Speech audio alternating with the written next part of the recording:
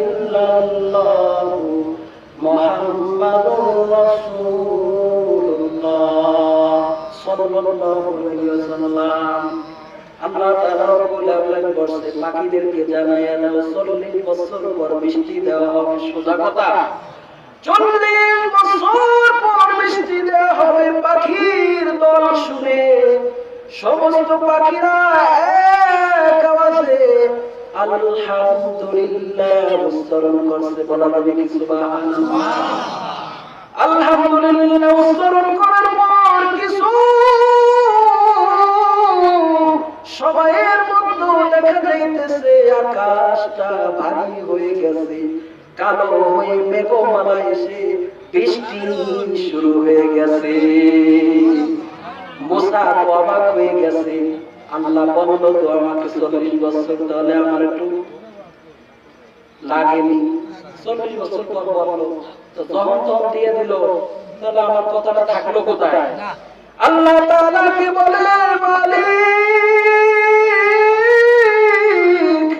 আমি মুসাকে তুমি বলেছো 40 বছর পর বৃষ্টি দেবা, কিন্তু মুহূর্তের ভিতর তারা যখন আলহামদুলিল্লাহ বলল সাথে সাথে তুমি বৃষ্টি দিয়া দিলা।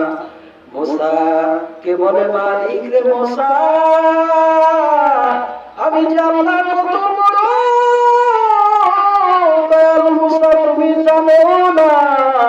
ও মুসা, আমি যে আল্লাহ কত বড় রহমান, আমি যে কত বড় রহিম মুসা তুমি জানো না। ও মুসা, আমার এই পাখি বাবা 40 বছর শোনার পরেও তারপরেও শুকরিয়া আদায় করছে, আমি আল্লাহ থাকতে পারি নাই। আমি আল্লাহর অন্তরে এমন ভাবে জোশ বেড়ে উঠছে, আমার এই পাখি বাবা 40 বছর শোনার পরেও সাথে সাথে আমার শুকরিয়া আদায় করছে, তারা না শুকরিয়া করে নাই।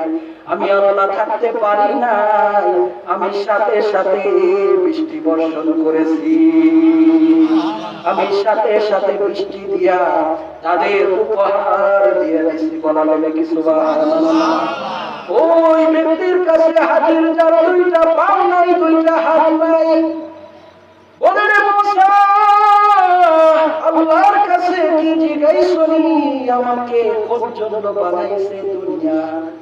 আল্লাহ তাআলা এই মুসার কথা শুনে মুসার জবান থেকে বের হয় না। বলে, মুসা বলো বলো কি বলছে? যা বলছে বলো। মুসা কিছুই